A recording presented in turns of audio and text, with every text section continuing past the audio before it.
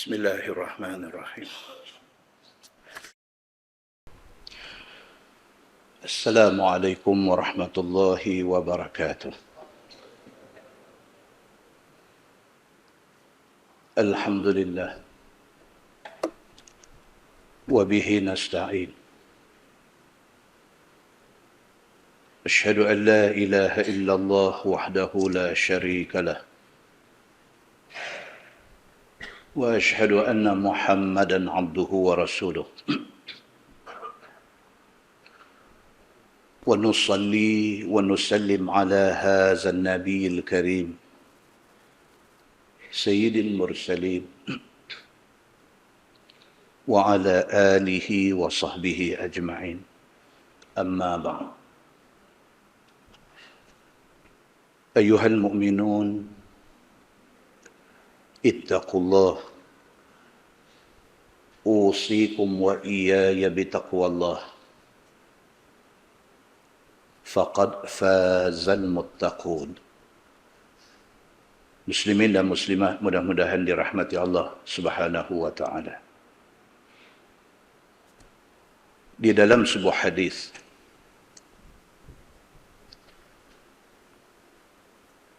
عن أنس بن حكيم الضبي رضي الله عنه قال قال أبو هريرة يا فتى ألا أحدثك حديثا قال قلت بلى رحمك الله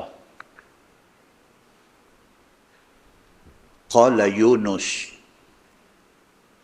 وأحسبه ذكره عن النبي صلى الله عليه وسلم قال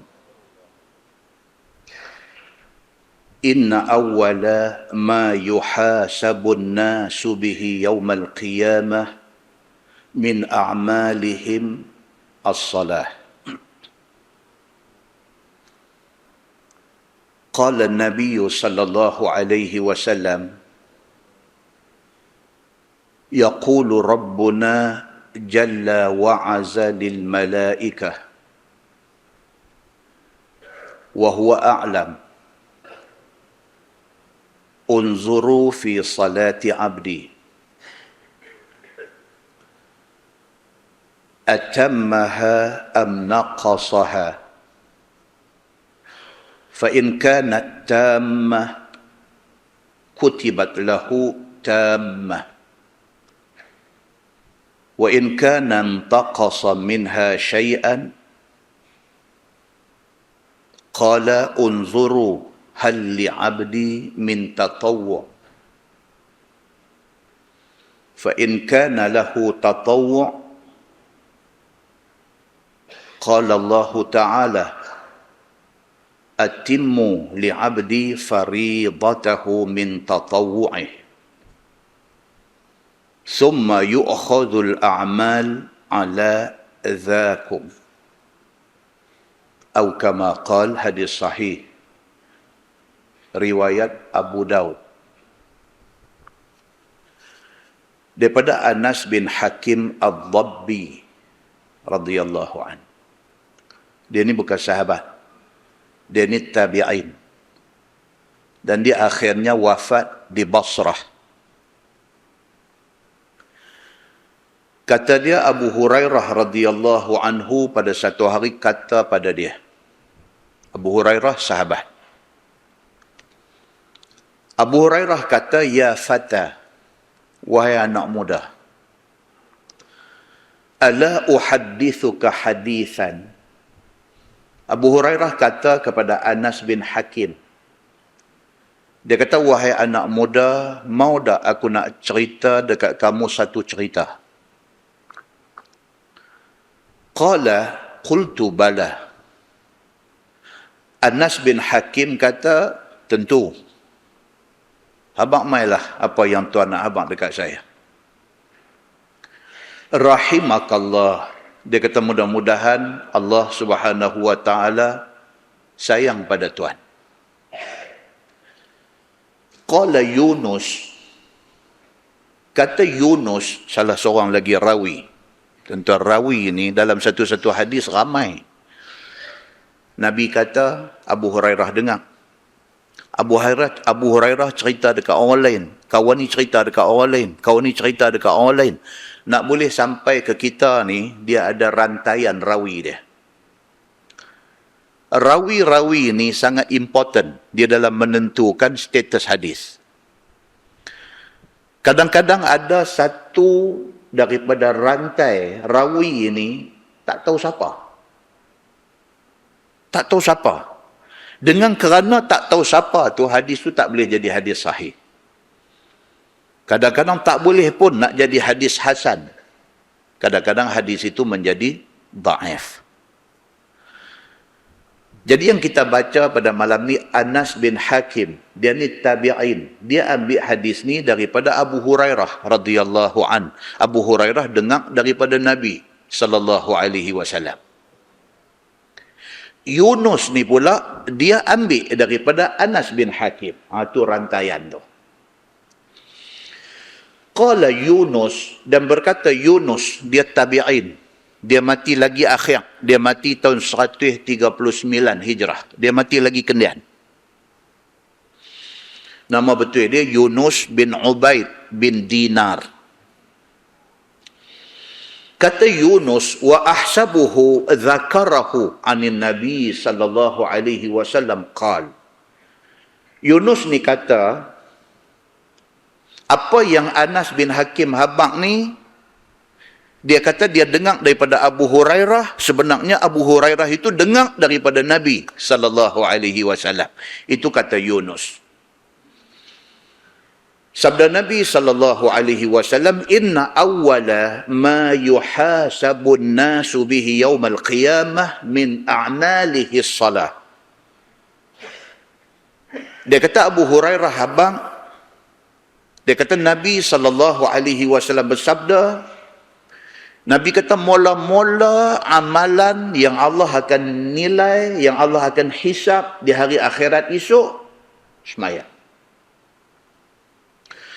Sebelum Allah nak tanya pasal haji buat tak buat, sebelum Allah nak tanya pasal zakat bayar tak bayar, sebelum Allah nak tanya pasal puasa kadak ke bulan Ramadan, sebelum Allah nak tanya yang lebih-lebih lagi, ada baca Quran kadak ke, ada sedekah kadak ke, sebelum yang ni semua, dia tanya sembahyang dah.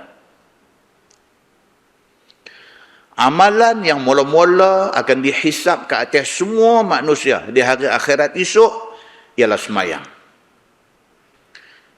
Qala Nabi sallallahu alaihi wasallam. Sabda Nabi sallallahu alaihi wasallam, yaqulu Rabbuna jalla wa azza lil malaikah. Nabi sallallahu alaihi wasallam kata, Tuhan akan kata dekat malaikat.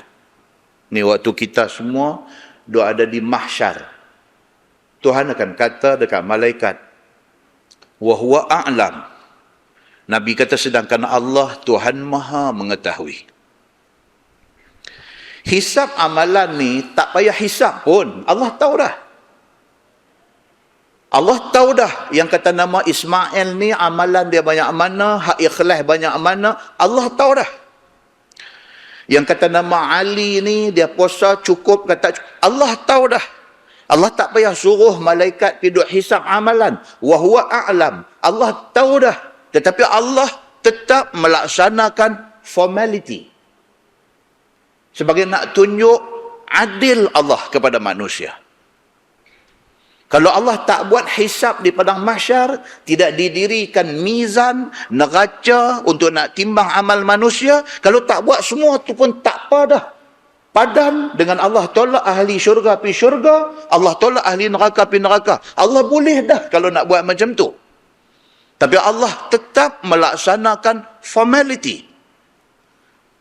Allah laksanakan satu amal, dihisab amalan manusia, kemudian ditimbang amalan manusia, kemudian disuruh lintas sirat, kemudian ditolak ahli syurga ke syurga dan ditolak ahli neraka ke neraka. Allah buat benda ni sebagai formality, sebagai peraturan, sebagai prosedur yang Allah tentukan dan Allah patuh prosedur itu.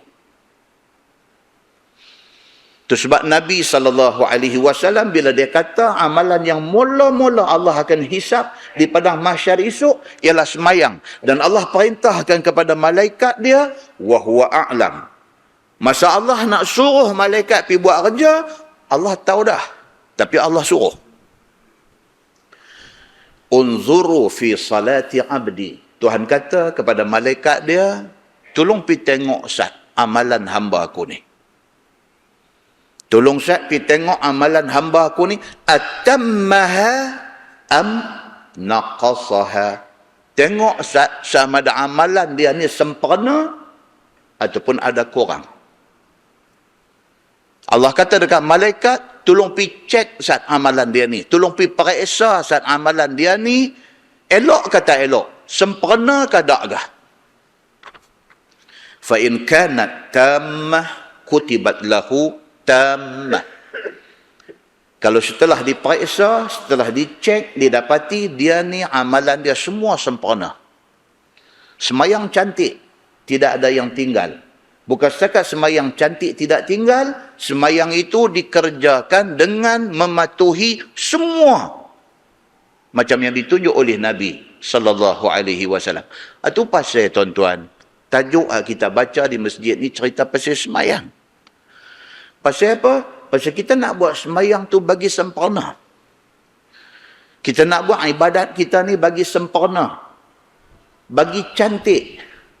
Macam mana yang dibuat oleh Nabi sallallahu alaihi wasallam. Macam mana Nabi buat? Macam yang hadis Nabi bagi tahu. Macam mana hadis Nabi bagi tahu? Hak tu hak kita duk baca lah ni. Kita nak tahu betul-betul semayang Nabi sallallahu alaihi wasallam macam mana.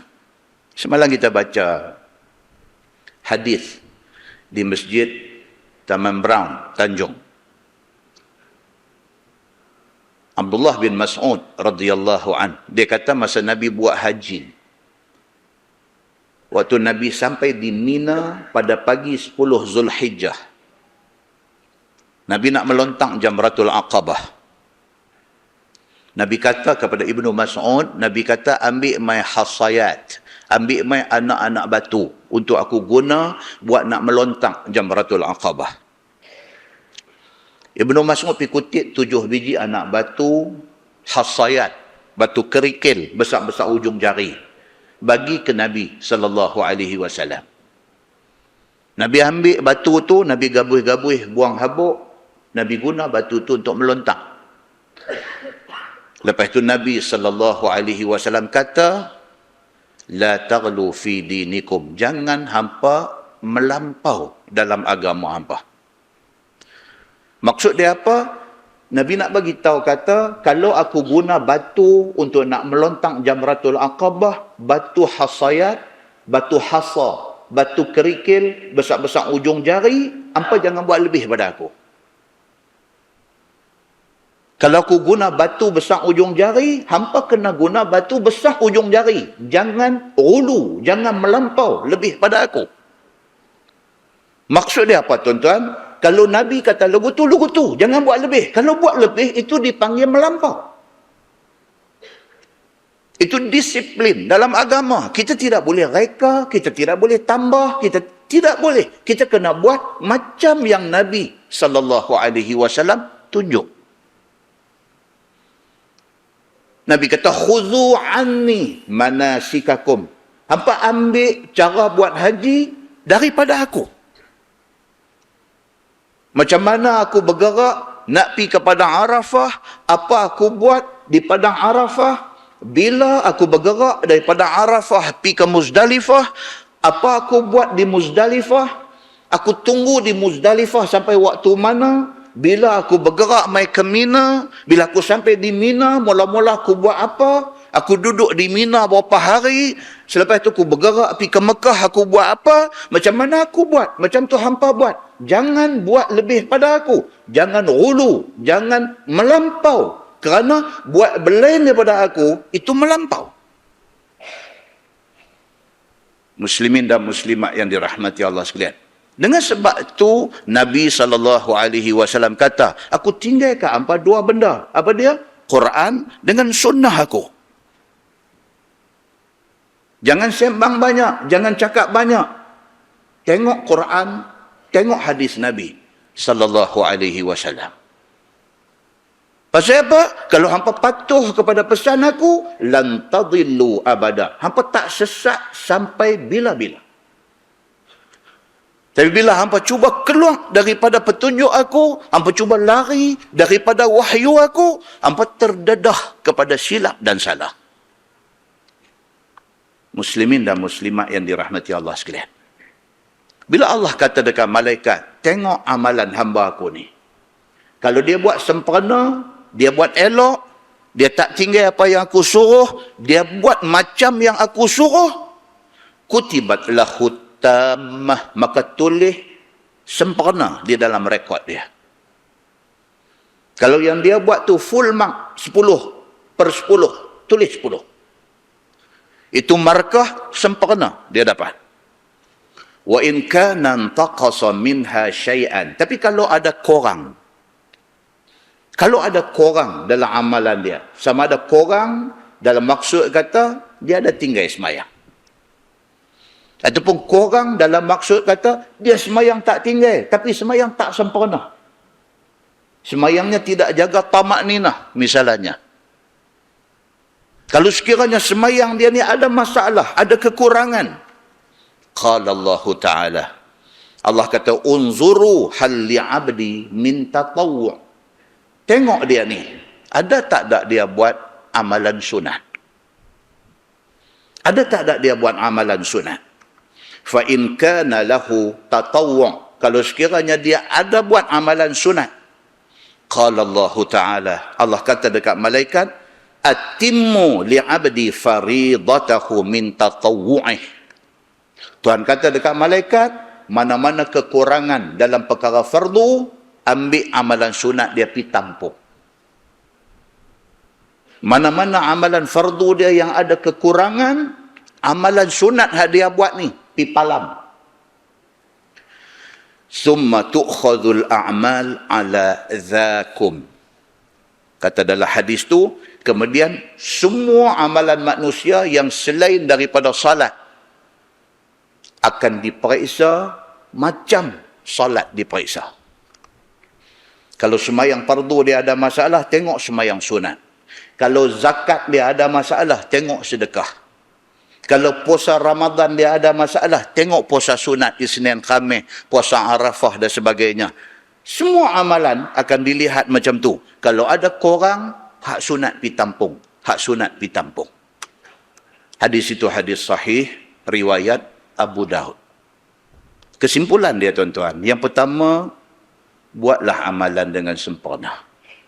Kesimpulan nombor 1. Kita semangat nak buat amalan. Pastikan kita buat betul. Betul itu apa dia? Betul itu ialah macam yang Nabi SAW tunjuk. Kesimpulan yang kedua, banyakkan amalan sunat. Pasal apa? Kalau ada cacat celah, kalau ada kurang dalam amalan fardu, amalan sunat sangat berguna dan sangat diperlukan.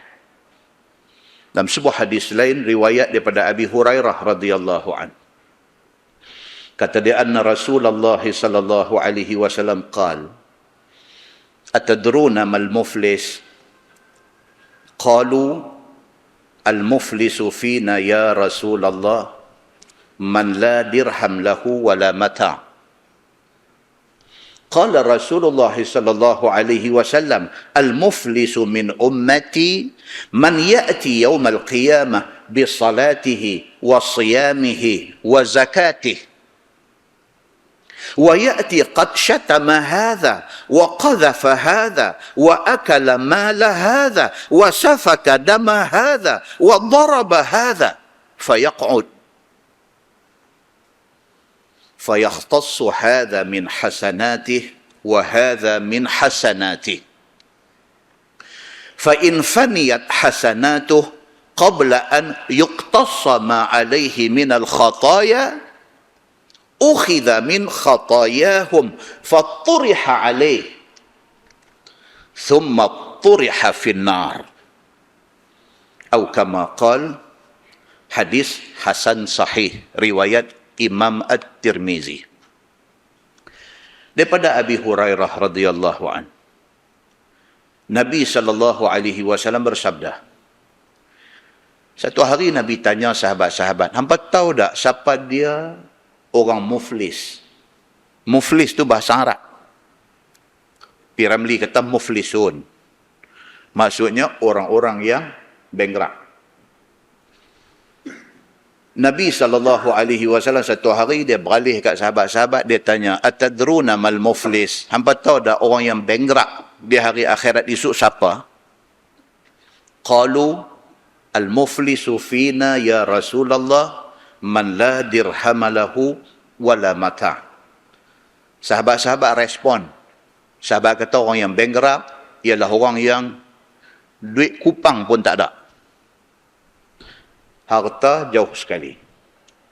Bukan duit ringgit. Duit kupang, duit selin pun tak ada. Wala mata'. Harta tak ada. Apa pun tak ada. Qala Rasulullah sallallahu alaihi wasallam al-muflisu min ummati man ya'ti yawmal qiyamah bi salatihi wa siyamihi wa zakatihi. Nabi kata tak. Orang yang bankrupt di hari akhirat esok bukan orang yang atas dunia tak ada duit. Bukan orang yang di atas dunia tak ada harta. Orang yang bankrupt di hari akhirat esok ialah orang yang mati, dia bawa bersama dengan dia tu amalan dia. Dia bawa bersama dengan dia semayang dia, dia bawa puasa dia, dia bawa zakat dia. Dia satu orang yang masa hidup atas dunia semayang. Dia satu orang yang masa hidup atas dunia puasa. Dia satu orang yang masa hidup atas dunia zakat bayang.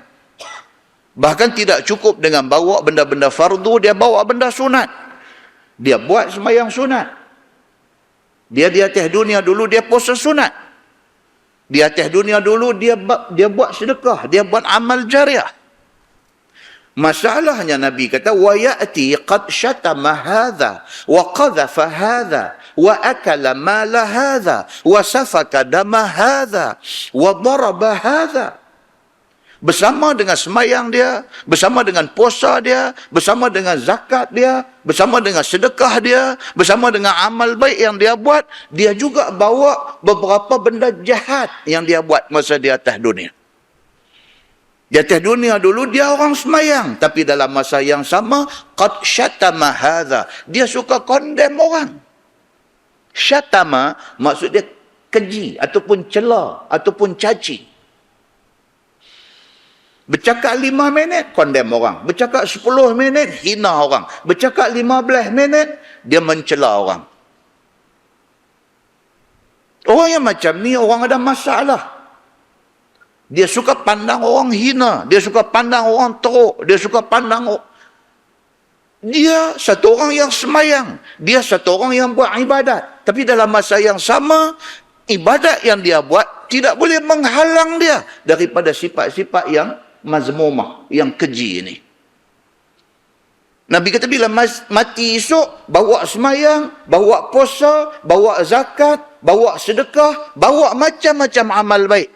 Bersama dengan amal baik itu, qad syatama haza. Dia bawa perangai dia yang suka mencela orang, suka mencaci orang, suka condemn orang. Wa qazafa haza. Dia bawa satu perangai tak elok dia masa di atas dunia dulu, dia suka tuduh orang, dia suka tohmah orang, dia suka fitnah orang. Wa akala mala hadha, dan dia bawa bersama dengan semayang dia, dengan puasa dia, dengan zakat dia, dia bawa perangai dia di atas dunia dulu. Dia suka makan harta orang dengan cara yang tidak betul. Wasafaka dama hadha, lebih teruk lagi, bersama dengan amal baik dia, dia bawa dosa dia membunuh orang masa di atas dunia. Wadaraba hadha, dan dia di atas dunia dulu biasa pukul orang tanpa sebab yang sebenar. Fayaq'ud, kata Nabi SAW, di hari akhirat esok terduduk dia. Bila sampai di sana, dibuka amal dia. Bila dia tengok amal kebaikan, dia tengok amal tak baik yang dia buat. Fayaq'ud, terduduk dia. Fayakhtassu hadha min hasanati. Kata Nabi SAW, kemudian Allah qisas. Dia kerana amal buruk dia, diqisas dia dengan hasanat, dengan kebaikan yang dia buat. Sekali dia cerca orang, pahala dia diambil bagi kat kawan tu. Sekali dia tohmah orang, pahala dia diambil kepada orang yang dia tohmah. Sekali dia fitnah orang, pahala dia diambil, diberi kepada orang yang dia fitnah. Sekali dia ambil harta orang dengan tak betul, pahala dia diambil, diberi kepada orang tuan punya harta itu. Sekali dia pergi pukul orang dengan cara yang tak betul, pahala dia diambil, diberi kepada orang yang dia pukul itu. فَإِنْ فَنِيَتْ حَسَنَاتُهُ قَبْلَ أَنْ يُخْتَصَّ مَا عَلَيْهِ مِنَ الْخَطَايَا أُخِذَ مِنْ خَطَايَاهُمْ فَطُرِحَ عَلَيْهِ. Nabi kata, ambil pahala semayang dia, bagi ke orang yang dia buat naya. Ambil pahala puasa dia, bagi dekat orang yang dia buat naya. Ambil pahala zakat dia, bagi dekat orang yang dia buat naya. Habis pahala dia. Sedangkan dosa dia masih ada. Kata Nabi SAW, ukhidha min khatayahum fatturiha alaih. Diambil dosa orang yang dia buat naya tu, lungguk atas kepala dia. Summa turiha finnar. Nabi kata, cerita ini berakhir dengan dia dicampak ke neraka. Muslimin dan muslimat yang dirahmati Allah sekalian, hadis itu hadis hasan sahih, riwayat At-Tirmizi. Daripada hadis itu dapat kita faham. Yang pertama, hati-hati. Jangan kita jadi orang yang muflis di hari akhirat. Hati-hati. Kita sudah semayang. Kita sudah puasa. Kita sudah zakat. Kita sudah rajin mengaji. Kita ada buat sedekah. Kita rajin baca Quran. Lidah kita selalu basah dengan berzikir. Elok dah. Jangan dirosakkan amalan itu dengan buat benda-benda tak elok yang boleh menyebabkan kita menyesal dan kita muflis di hari akhirat. Yang kedua, elakkan diri daripada mencela orang. Dia gatal dalam perut macam mana pun nak kata ke orang, telan buang. Itu saya kata. Tak ada satu manfaat pun kita mencela orang. Menegur kemungkaran itu disuruh. Mencela dan menghina orang itu dilarang. Di sana ada satu garis pemisah yang cukup nipis. Hati-hati dengan pemisah itu. Kita menegur kemungkaran dengan kita mencela orang. Dia ada dua benda yang berbeza. Pasal menegur kemungkaran itu disuruh. Mencela dan menghina orang itu dilarang. Hati-hati, jangan kita mencela. Jangan kita menuduh. Jangan kita memfitnah. Jangan kita sekali-kali memakan harta orang dengan cara yang tidak betul. Jangan kita bunuh orang. Jangan kita buat benda-benda yang dilarang. Kerana itu boleh merosakkan kita di hari akhirat nanti. Muslimin dan muslimat yang dirahmati Allah sekalian, mudah-mudahan muqaddimah itu memberi manfaat kepada kita insya-Allah. Kita menggunakan Bahrul Mazi jilid 2. Bahrul Mazi jilid 2, kita sampai muka surat 203. Muka surat 203. Bab ma jaa fit taslim fi salah. Itu bab yang datang pada menyatakan bagi salam selepas sembahyang. Satu simple punya topik. Kita rasa benda ni kalau tak main mengaji malam ni pun tak ada apa. Assalamualaikum warahmatullahi. Assalamualaikum warahmatullahi. Yang ni pun nak kena mengaji ke kita kata? Ha? Dia main tajuk malam ni, tajuk kacang putih.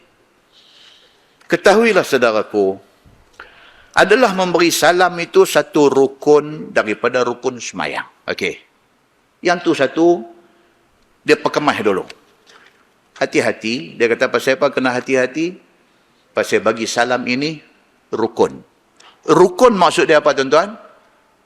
Rukun maksud dia kalau tak buat ataupun kalau buat silap, ibadat itu terbatal. Dia nak main silap kok mana, tuan-tuan? Dia nak main silap kok mana? Ni salam ni silap sebutan. Assalamualaikum. Di atas sin itu ada apa? Ada syaddah. Ada syaddah.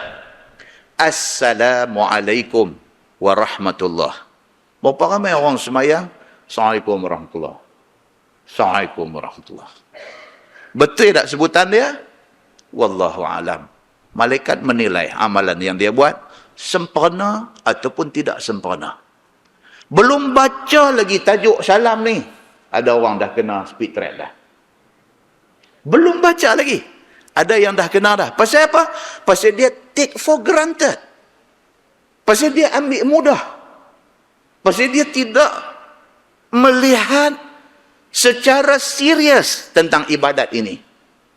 Dia cuma tahu kata semayang diakhiri dengan salam. Dia tak pernah ambil berat tentang sebutan salam itu. Assalamualaikum warahmatullah. Bila baca Assalamualaikum tidak ada syaddah, salamnya tidak sah. Baik, cuba kita tengok lagi. Ketahuilah saudaraku, adalah memberi salam itu satu rukun di dalam sembahyang. Maka jika sekiranya seseorang yang sembahyang itu keluar ia daripada sembahyang dengan tak bagi salam. Ada Syekh buat macam ni. Dia habis-habis tahiyat lagu bangkit pergi lagu tu, tak bagi salam tak apa. Kalau ada, dia kata, nescaya tiada sah sembahyangnya. Tiada sah sembahyangnya. Maksudnya apa? Kena bagi salam.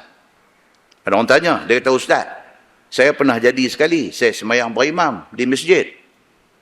Ya Allahu Akbar. Dia kata, sembahyang Isya, Ustaz. Dia kata, mai rakaat ketiga, perut dia memulah. Dia kata, dia memulah ni, saya rasa bibir mulut sejuk. Dia kata, siapa biasa senak, dia boleh tahu lah. Dia memulah. Bibir mulut ni sejuk, Ustaz ni. Sejuk, duk tahan ni. Rokok yang tidak. Imam pula pergi berdarah Al-Baqarah pula, Ustaz. Dia kata, ya Allah, Al-Baqarah dia bagi saya berdarah, Ustaz ni. Duk tunggu nak habis Al-Baqarah ni. Perut duk main memulai. Dia mula duk main senak-senak aja. Dengar Al-Baqarah, rakaat ketiga terus dia pulai. Sembahyang Isya ada lagi satu rakaat. Rakaat 4 lagi. Dia kata, ya Allah wa akbar. Ustaz, dia kata, ya Allah. Bila dia sampai dekat dengan garisan penamat ni. Bila tentang garisan penamat? Tahiyat akhir. Dia main ni. At-tahiyyatul mubarakah. Dia rasa macam tak dan, Ustaz. Dia rasa macam tak dan.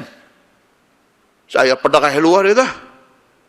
Saya baca hak mana rukun-rukun aja dalam tahiyat ni.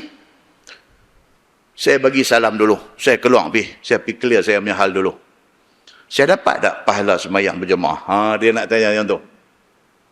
Okey lagi. Pasal apa? Pasal dia pedarah dan dia bagi salam. Hak tak bagi salam ni? Dia rasa 1 second kalau lambat pun memang kapet masjid ni memang boleh panggung. Jadi dia tak ada, tak payah salam, dia lari. Dia lari, dia rempuh pintu, dia masuk banjong. Tanpa memberi salam. Dia kata apa di sini? Sembahyangnya tidak sah. Kalau dia niat mufarakah dan dia bagi salam, sembahyang dia sah. Tetapi dia tak dapat pahala berjamaah. Muslimin dan muslimat yang dirahmati Allah sekalian. Ada sebahagian ulama kata dapat. Perbincangan di kalangan fiqh. Baik. Dia kata bermula dalil yang menunjukkan atas tuntut salam pada sembahyang itu ialah hadis yang dikeluarkan oleh Imam At-Tirmizi. Tuan, buat sakit perut ni yang melawak. Nak terkencing boleh gagah lagi. Sakit perut ni bukan cerita lawak. Kalau dia kena tengah duduk sembahyang tak apa. Ada cara lagi kita apa. Kalau kena sembahyang lain pun tak apa lagi. Kalau dia kena tengah dua kereta atas jambatan Pulau Pinang lagu mana tuan? Dia kena atas kereta atas jambatan Pulau Pinang dan jam. Kereta tak berjalan. Dan dia tambah tai sikit lagi. Kereta kita pula duduk belah tengah. belah divider tu. Kalau belah tepi ni, otak boleh fikir lagi. Kalau belah tepi ni, rapat belah tepi ni, boleh lagi, otak nakal ni boleh jalan lagi. Boleh lagi buka pintu kok mana ke, boleh lagi khetiang lah kok mana pun, biar pilah, salum plastik hitam di kepala ke apa, jangan bagi orang kenal. Tapi kalau kita duduk belah row tu, belah, oh tuan-tuan, takut tuan-tuan. Takut. Benda ni dia nak kena, dia nak jadi, dia bukan kira siapa, dia bukan kira di mana, dia tak kira. Mudah jaga ya benda ni. Muslimin dan muslimat yang dirahmati Allah sekalian. Baik. Hadis yang dikeluarkan oleh Imam At-Tirmizi, dia kata an Abdillah anin Nabi sallallahu alaihi wasallam annahu kana yusallimu an yaminih wa an yasarih. Assalamu alaikum warahmatullah. Assalamu alaikum warahmatullah. Itu hadis dia. Diriwayatkan daripada Abdullah bin Mas'ud radhiyallahu an. Ni Abdullah bin Mas'ud ni sahabat Nabi. Dia wafat awal tahun 32 Hijrah. Tahun 32 Hijrah dia sudah wafat, Abdullah bin Mas'ud, dan dia mati, dia orang miskin, orang susah. Semalam hadis yang kita baca semalam cerita tentang Abdullah bin Mas'ud susah. Dia dengan sahabat-sahabat dia ikut Nabi pergi perang. Lepas tu dia jumpa Nabi.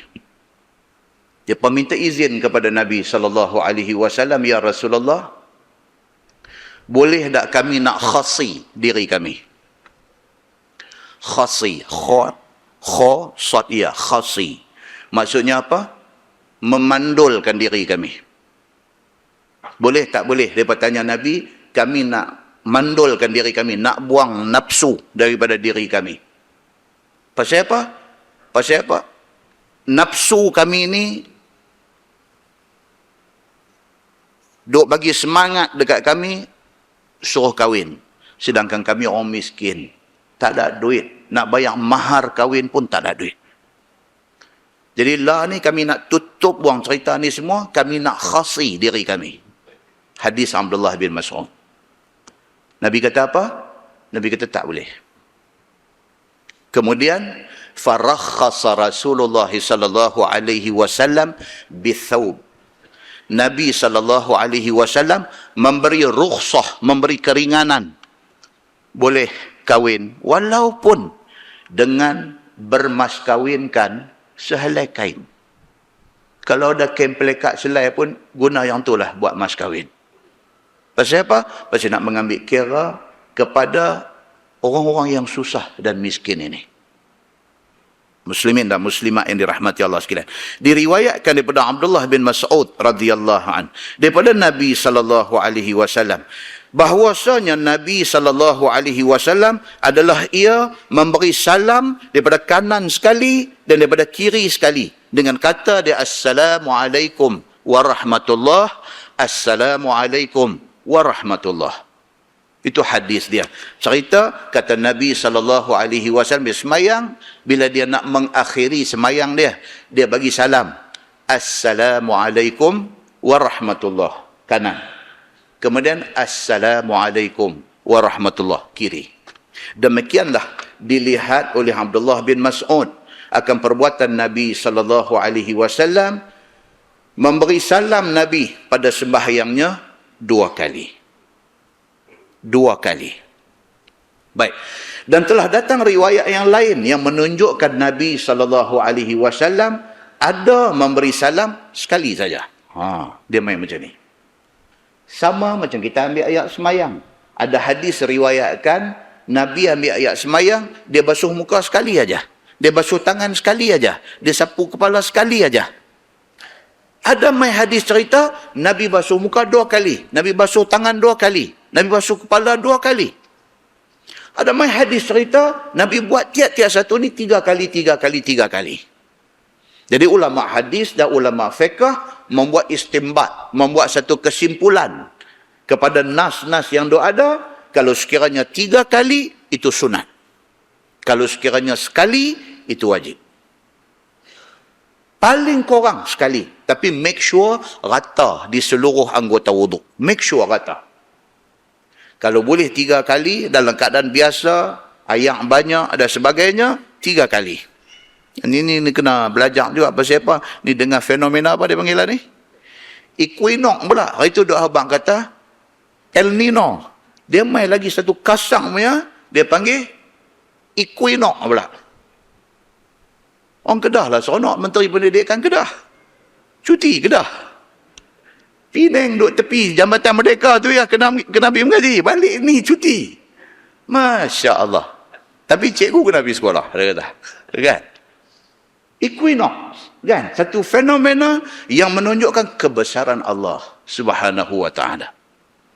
Ni alam cakrawala ni semua under kontrol siapa? Allah Rabbul Alamin. Allah Tuhan semesta alam. Allah kontrol semua benda ni. Allah yang menentukan berlakunya fenomena equinox ini. Yang pergi duduk berbetulan dengan katul istiwa dan sebagainya, yang membawa kepada panas lebih, yang boleh menyebabkan strok haba dan sebagainya. Semua benda ni main ni, punca dia satu aja. Allah Subhanahu wa ta'ala nak tunjuk power dia supaya manusia mengambil pengajaran dan manusia kembali tunduk kepada perintah Allah Subhanahu wa ta'ala. Muslimin dan muslimat yang dirahmati Allah sekalian. Dia kata Abdullah bin Mas'ud bagi tahu itu perbuatan Nabi. Nabi bagi salam 2 kali. Tapi ada hadis kata Nabi bagi salam sekali sahaja. Kata At-Tirmizi, bermula hadis Ibnu Mas'ud itu hadis yang hasan lagi sahih. Ini hadis boleh buat dalil, dia kata. Dan ada pada bab ini riwayat daripada Sa'ad bin Abi Waqqas. Okay, Sa'ad bin Abi Waqqas ni dia wafat di mana tuan-tuan? Di Madinah. Kan ada sahabat saya lah ni duk ada di China, dia pergi makan angin. Dia hantar gambar mai. Dia kata dia duk ada di kubur Sa'ad bin Abi Waqqas. Dia kata tak betul tuan-tuan. Sebab hadis sahih menceritakan Sa'ad bin Abi Waqqas meninggal di Madinah. Dan isteri Nabi menyembahyangkan mayat dia di Masjid Nabawi. So hadis itu hadis sahih, maka yang sahihnya ialah Sa'ad bin Abi Waqqas meninggal di Madinah.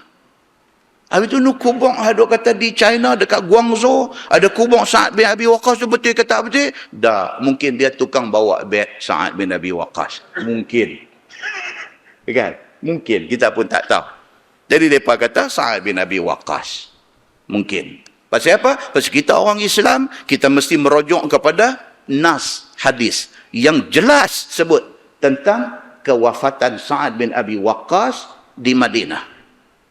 Muslimin dan muslimat yang dirahmati Allah sekalian. Dan dia kata ada bab ini juga diriwayatkan oleh Sa'ad bin Abi Waqqas, oleh Ibnu Umar, oleh Jabir bin Samurah, oleh Al-Bara, oleh Ammar, oleh Wa'il, oleh Adi bin Amirah dan oleh Jabir bin Abdullah, dan telah dikeluarkan oleh Bukhari dan Muslim di dalam hadis kedua mereka ini. Jadi hadis ini cukup sahih. Cerita kata semayang ini berakhir dengan salam 2 kali. Dan sebutan salam itu ialah Assalamualaikum warahmatullahi. Assalamualaikum warahmatullahi. Nanti saat tuan-tuan dia nanti main detail punya perbincangan. Detail ni maksudnya apa? Beralih tu berapa degree. Kalau satu orang dia bagi salam dengan mata saja. Assalamualaikum warahmatullahi. Lagu mata aja pi, kepala tak pi. Sah ke tak? Saat lagi dia nanti bincang. Okey? Ataupun satu orang bagi salam, mata pun tak pi, apa pun tak pi. Lagu duk tengok depan lagu tu ya, rupanya bagi salam dah. Tapi mulut sebut Assalamualaikum warahmatullahi. Lagu duk tengok depan, duk senyum lagu tu. Ai. Boleh tak boleh? Saat lagi dia nanti beritahu. Nah, sabar Ustaz. Baik, masalah dia kata memberi salam apa hukumnya? Kata Imam Syafi'i, kemudian daripada ia telah mendatangkan beberapa hadis sebagai tempat istimbat. Istimbat ni maksud apa tuan-tuan?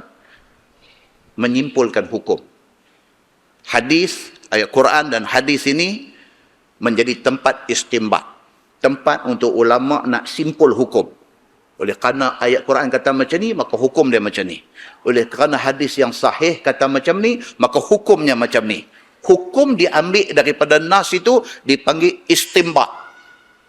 Disimpulkan hukum itu.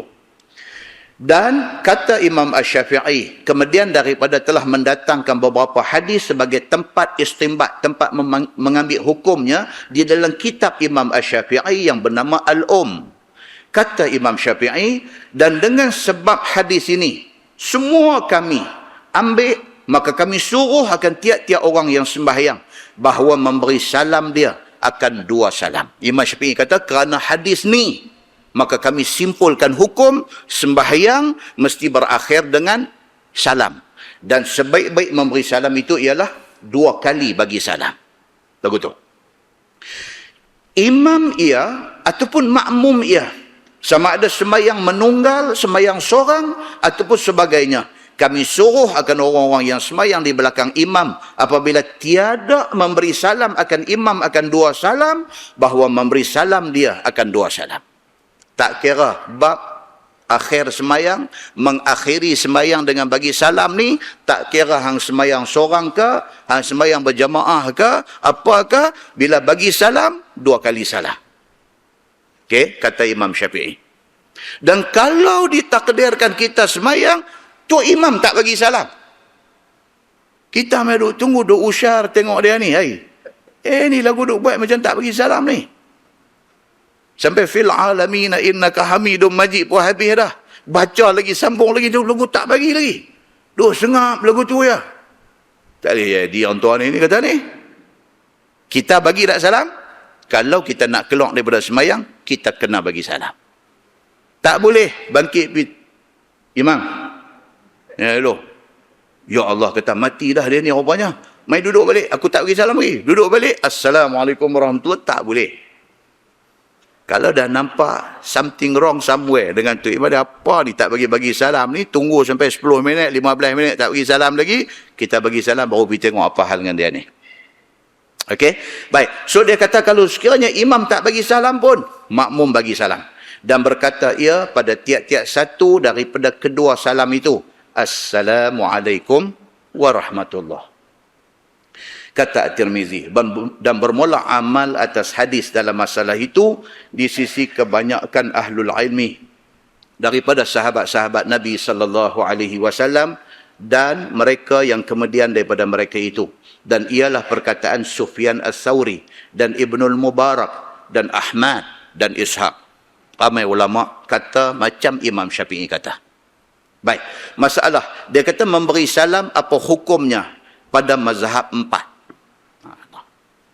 Kitab ni bagus tuan-tuan. Pasal apa? Dia saja. Walaupun Syekh Idris Al-Marbawi ni dia mazhab Syafi'i. Tapi dia bawa mai pandangan lagi 3 mazhab besar ni. Dia bawa mai. Pasal apa dia bawa mai tuan-tuan? Padahal dia tulis kitab ni cukup lama dah. Berpuluh tahun, 70 tahun dulu dia tulis kitab ni. 70 tahun dulu. Tapi dia dah tulis dah benda ni. Dia bawa mai ni, bab bagi salam saja, dia bawa mai pandangan 4 mazhab. Pasal apa? Pasal hari ini orang dah banyak ambil tahu banyak benda.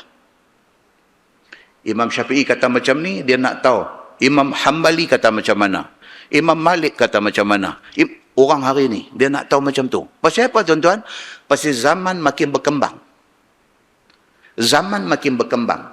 Kadang-kadang dia mai satu keadaan yang menyebabkan pendapat imam mazhab yang kita pegang tu sudah tidak relevan dengan keadaan hari ini. Maka kita nak tengok second opinion. Kita nak tengok third opinion. Kita nak tengok pendapat kedua, pendapat ketiga. Simple contoh. Kita bawa apa dia?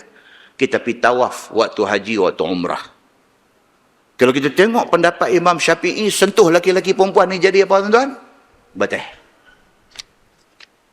Zaman hari ini, orang pergi buat haji tuan-tuan, 3 juta, 4 juta orang. Pakat terjun pi ke kawasan tawaf tu, semua pakat turun pi, bukan kata sesak di tempat tawaf, eskalator pun sesak. Eskalator. Tangga karan tu sesak. Kita duduk turun pada atas, bawah tak bergerak. Nama pun tangga karan. Di bawah sana orang bergerak ke tak, tangga duduk turun. Ni kita duduk turun, yang bawah dah tak jalan dah, kita duduk turun.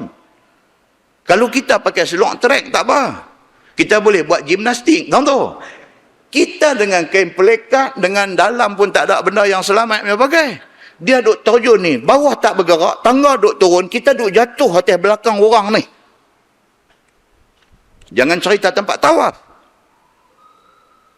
Tuan-tuan nak turun pergi dekat mataf, di tempat tawaf tu, nak turun tu, orang duk tawaf tu musim haji, orang duk tawaf tu macam air sungai derah.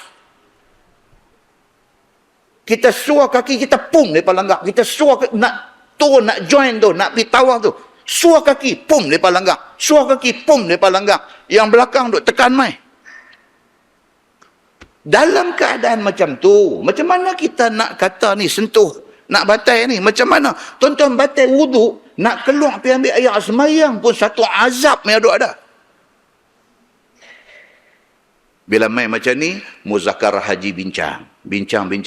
Oh, nampak gaya pendapat mazhab lain ringan dalam bab ni.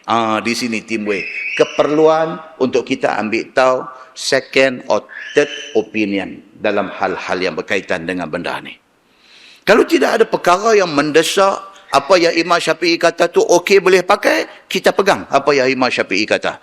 Tapi bila mai keadaan yang tertentu, yang kita terpaksa kena tengok pendapat mazhab lain, melihat pendapat mazhab lain itu tidak salah. Muslimin dan muslimat yang dirahmati Allah sekalian. Masalah, dia kata memberi salam apa hukumnya pada mazhab 4.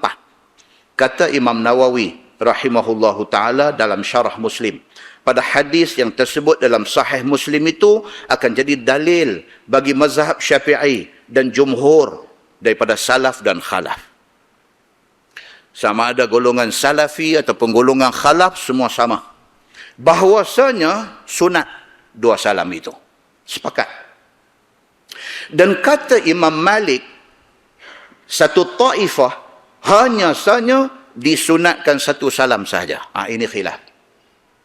Imam Malik, tuan-tuan jangan kata dia koman, Imam Malik, dia Imam Madinah.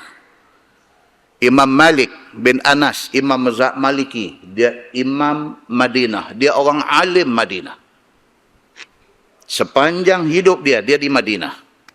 Sampai hari ini, kubur dia ada di Madinah. Hebat dia, saya dah cerita tak tahu berapa kali dah. Hebat dia ni, sampai ke tahap, dia duduk mengajak di Masjid Nabawi tu, dia tak mau duduk ni, macam kita duduk juntai kaki ni, dia tak mau. Pasal apa? Pasal di sana ada makam Rasulullah. Dia respect Nabi tu. Dia tak mau duduk juntai kaki ni. Dia rasa macam dia tidak beradab dengan Nabi SAW. Imam Malik yang hebat ini, dia berpendapat kata, sunat bagi salam sekali saja. Itu pendapat dia. Semua orang kena respect. Kerana itu ijtihad dia. Baik. Dan bergantung mereka itu dengan hadis-hadis yang dhaif. Ulama-ulama lain pula kata, apa yang Imam Malik kata tu betul, itu pendapat dia. Tetapi hadis yang disandarkan, yang menjadi sandaran oleh Imam Malik itu dhaif, ulama lain kata. Itu komen, bukan menghina. Itu komen, bukan menghina. Itu jaga adab baik-baik. Jangan menghina kalau sekiranya berbeza pandangan. Muslimin dan muslimat yang dirahmati Allah sekalian, yang tiada boleh melawani segala hadis yang sahih. Daripada hadis yang lebih kuat, yang lebih sahih, kata 2 kali salam. Begitu. Dan jikalau sabit ada betul satu daripada hadis itu, saya ditanggungkan dia atas bahawasanya memperbuat Nabi SAW akan yang demikian itu. Tengok ulama dulu macam mana dia punya jaga adab dia tu. Dia berbeza pendapat. Imam Malik kata sekali saja bagi salam, ulama lain kata 2 kali bagi salam. Depa lapik pula, depa kata apa? Tapi kalaulah kata Imam Malik betul lah depa kata. Muslimin dan muslimat yang dirahmati Allah sekalian. Kerana menyatakan harus ikhtisar atas salam yang satu. Kerana Imam Malik kata boleh direngkahkan dengan 1 saja bagi salam pada sembahyang yang dikerjakan. Sebab tuan-tuan, kalau kita tengok apa di Mekah, Madinah, sembahyang mayat, mereka bagi salam sekali saja. Kerana itu pegangan mazhab Hambali. Kita semayang mayat. Tiap-tiap waktu semayang, baik di Mekah, baik di Madinah, tiap-tiap waktu semayang, lepas itu ada semayang mayat. Kan, muazzin yang kita as-salatu 'alal amwat, mana ramai orang mati. Kalau kita as-salatu 'alal mayyit, seorang lelaki-lelaki mati. Kalau kita as-salatu 'alal atfal, maksudnya ramai budak-budak mati. Kalau kita as-salatu 'alal tifl, seorang budak mati. Kita katalah apa pun ku sembahyang rupa gitulah. Kita mana nak beritahu? Kita kata itu sembahyang mayat, sudah ya. Jadi boleh tak boleh kita buat gitu? Boleh, tak salah pun. Tak salah pun. Cuma kalau kita dengar betul-betul, kita tahu yang mati itu siapa.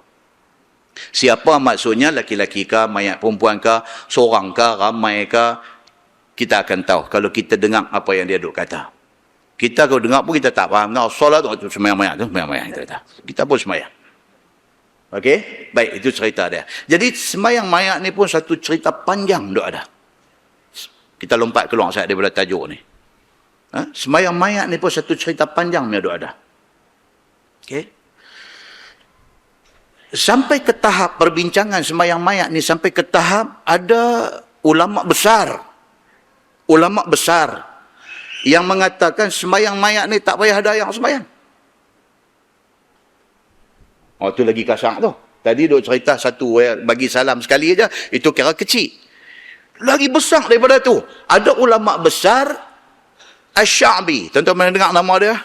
Masya Allah, Imam Asy-Sya'bi besar tuan-tuan dia ni. Dia kata tak payah ada ayat sembahyang untuk sembahyang mayat. Tuan-tuan pernah dengar apa tafsir At-Tabari? Tafsir At-Tabari. Bukan ya, pernah tengok ke tak? Pernah dengar ke tak ya? Tafsir At-Tabari di antara tafsir besar yang dirujuk oleh ulama-ulama besar dunia. Orang yang tulis tafsir At-Tabari ni Muhammad bin Jarir At-Tabari, sampai boleh tulis tafsir At-Tabari. Dia kata sembahyang jenazah tak payah ada yang sembahyang. Ini yang nak kata khilaf. Kita bagi respect dekat dia. Okey? Kita bagi respect dekat dia. Tapi kita tengok balik, jumhur ulama, majoriti ulama, bahkan sebahagian kata ijma' di kalangan ulama, mengatakan sembahyang mayat itu sembahyang. Maka kena ada yang sembahyang. Okey? Pasal apa kata sembahyang mayat itu sembahyang? Yang kata Asy-Sya'bi dengan At-Tabari tadi, dia kata sembahyang mayat ni bukan sembahyang, sebenarnya doa aja. Kalau sembahyang, dia kata mesti ada rokok, mesti ada sujud. Ini tidak ada rokok, tidak ada sujud. Maka sembahyang mayat itu sebenarnya doa. Maka doa tak payah ada ayat sembahyang. Itu hujah yang diberikan oleh Asy-Sya'bi dan juga At-Tabari. Tapi ulama lain, semua mazhab 4 dan semua ulama lain kata no. Dia kata sembahyang mayat itu ialah sembahyang. Dia kata walaupun tidak ada rokok, walaupun tidak ada sujud, tapi dia ada sembahyang. Pasal apa? Pasal tengok dalam hadis-hadis yang sahih. Di dalam Sahih Al-Bukhari, Nabi kata man shalla 'alal janazah. Nabi kata siapa yang sembahyang ke atas mayat ini, Nabi sendiri sebut shalla, sembahyang, maka sudah tentu sembahyang jenazah itu sembahyang.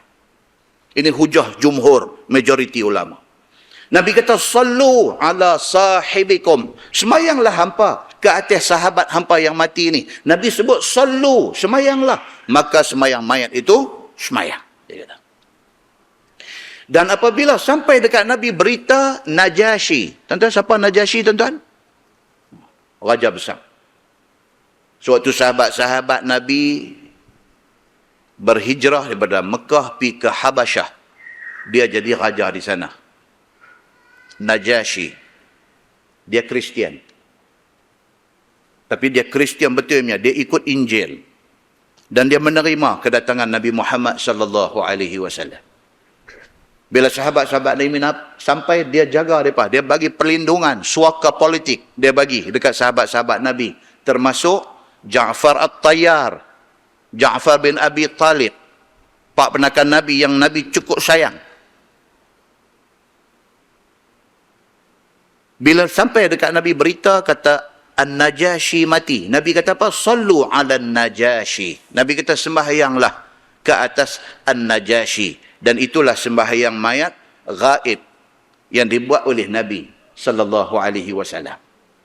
Jadi hujah-hujah ni semua dipegang oleh jumhur ulama, kata sembahyang jenazah mesti kena ada yang sembahyang. Muslimin dan muslimat yang dirahmati Allah sekalian.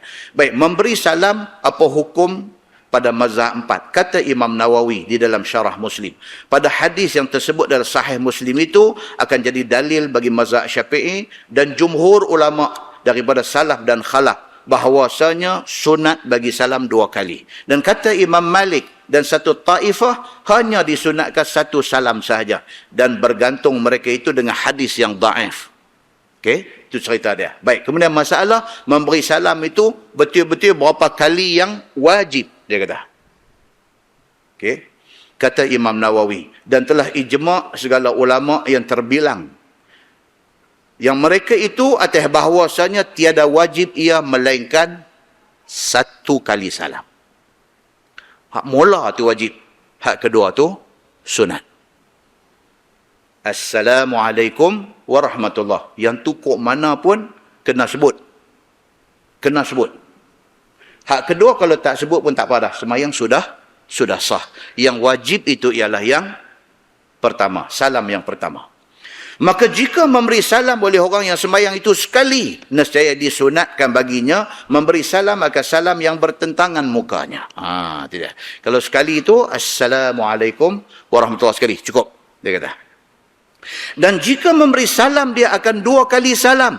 Maulah menjadi dia akan salam yang pertama kanan dan salam yang kedua sebelah kiri. Kalau dia nak bagi salam sekali aja, dia tak mau sebut 2 kali, tak payah boleh pun tak apa. Dua lagu tu aja, Assalamualaikum warahmatullahi. Habis, cukup. Tak payah boleh kanan, tak payah boleh kiri, tak payah. Kalau dia nak bagi salam sekali saja, dia kata memadai dengan bagi salam dengan muka duk tentang ke depan, tak payah beralih. Assalamualaikum warahmatullahi. Habis.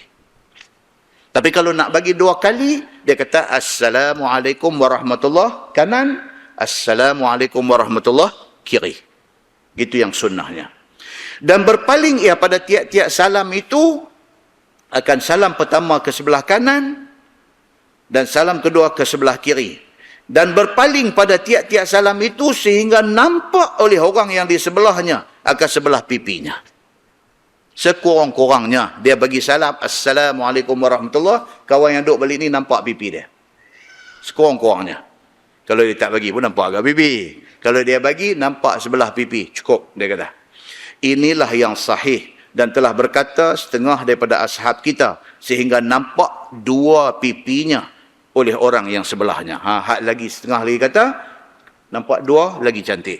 Assalamualaikum warahmatullahi. Kawan duduk sebelah nampak pipi kanan dan kiri.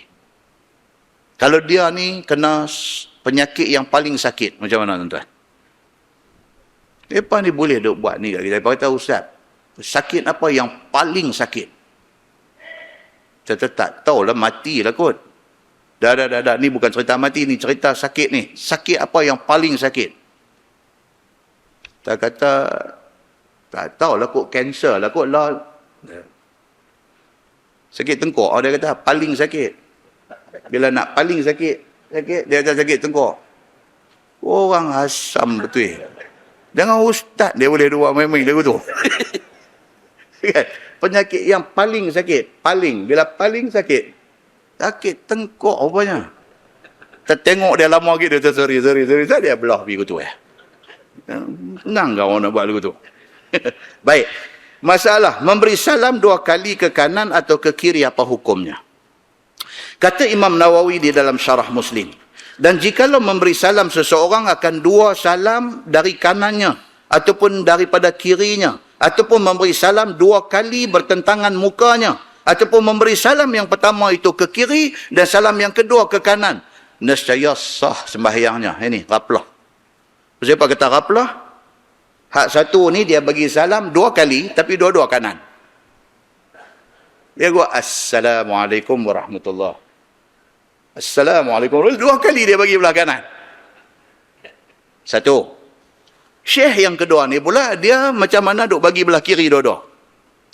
Assalamualaikum warahmatullahi. Di kiri. Assalamualaikum warahmatullahi. Kiri lagi. Syekh yang ketiga ni, dia kata di sini pula apa dia? Dia bagi salam 2 kali. Tapi depan juga dua-dua. Assalamualaikum warahmatullahi wabarakatuh. Angguk itu. Assalamualaikum warahmatullahi wabarakatuh. Dia ni semua nak kena betul depan ni. Baik, dia kata kalau adalah kaki biol pergi buat macam ni. Apa jadi dengan sembahyang? Dia kata nescaya sah sembahyangnya. Sah. Pasal apa? Pasal yang rukun itu ialah Assalamualaikum. Yang tu yang rukun. As long as dia sebut Assalamualaikum, right. Okey, sembahyang dia sudah sah. Cuma yang duk pergi buat 2 kali kanan, pergi bagi, dia ni 2 kali kiri, dia ni lagu 2 angguk belah depan, ini semua leceh punya cerita.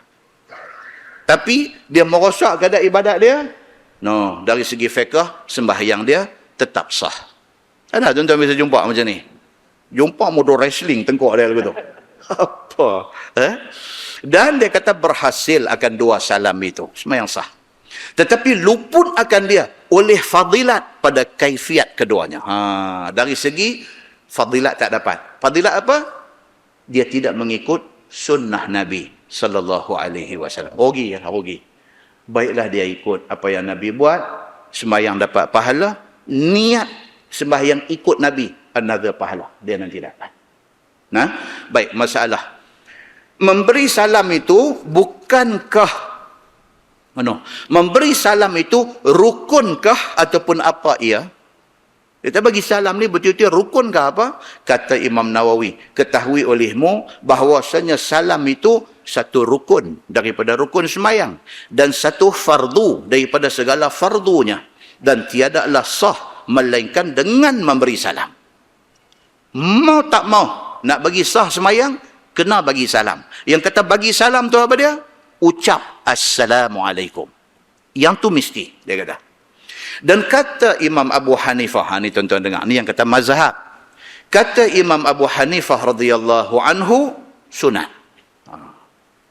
Imam Hanafi, Imam Abu Hanifah, dia kata Assalamualaikum tu pun sunat aja. Kalau tak bagi pun sembahyang sah. Nampak? Pendapat yang ganjil daripada majoriti ulama. Dan hasil dengan tahallul daripada sembahyang itu. Kalau dia tak sebut Assalamualaikum pun, dia sudah tahallul. Bukan haji saja tahallul, bukan umrah saja tahallul. Sembahyang pun tahallul kah? Tu lepas sembahyang kena kerak rambut kata. No. Kita otak kita faham, tahallul ni cerita dia apa dia? Kerak rambut. Tahallul tu maksud dia apa dia? Menghalalkan diri kita daripada buat benda yang tadinya diharamkan. Maka kita tahallul. Bila kita takbir sembahyang Allahu Akbar, apa yang haram ke atas kita apa dia? Bercakap dengan kalam ajnabi. Tak boleh lah. Bila Allahu Akbar saja kita diikat dengan peraturan sembahyang. Tak boleh buat dah benda-benda yang boleh menyebabkan batal sembahyang. Tak boleh buat. Takbiratul ihram itu menyebabkan kita ada di dalam ihram. Dia kata, di dalam keadaan penelarang. Ada benda tak boleh buat. Sama macam orang buat haji, buat umrah. Nawaitul umrah wa ahramtu biha. Pak, kata kita kena ikat. Tak boleh dah. Nak pergi buat benda yang tak boleh buat masa tu, kalau buat, nak jadi masalah kat kita. Sembayang pun sobah. Orang yang buat umrah, apabila dia nawaitul umrah, dia kena ikat dengan pantang larang ihram. Bila tahallul dia bila dia sampai di Mekah, dia tawaf 7 pusingan, dia pergi sa'i 7 kali, dia perak rambut dia tahallul. Dia boleh buat dah benda hak tadi tak boleh buat. Sembayang pun sama. Allahu Akbar, dia duduk dalam pantang larang. Assalamualaikum warahmatullahi, tahallul. Boleh dah. Benda hak tadi tak boleh buat dalam sembayang, sudah boleh buat. Itu maksud tahallul. Dia kata. Baik. So, dia kata di sini, dia kata apabila dia bagi salam aja, maka hasillah tahallul dia. Dan Imam Abu Hanifah kata, tak bagi salam pun. Bila dia dah habis baca tahiyat akhir, dia sudah dikira tahallul. Dia kata. Itu pendapat Abu Hanifah. Dan tiap-tiap suatu yang menafikan salat itu daripada salam ataupun kalam ataupun hadas ataupun nak berdiri ataupun lain daripada yang demikian itu boleh dah Dia habis saja baca tahiyat akhir, dia sudah tahallul, kata Imam Hanafi. Dia boleh dah nak bangkit pergi ke mana ke apa, semua dia dah boleh buat dah. Sekali lagi tuan-tuan, kita nanti baca pula cerita apa? Cerita lepas semayang, nak bangkit, nak jalan ke kanan ke, ke kiri ke, ghostan ke, lompat pergi ke depan ke. Yang tu pun ada perbincangan dia. Kita bagi salam. Assalamualaikum warahmatullahi. Assalamualaikum warahmatullahi. Nak bangkit tu.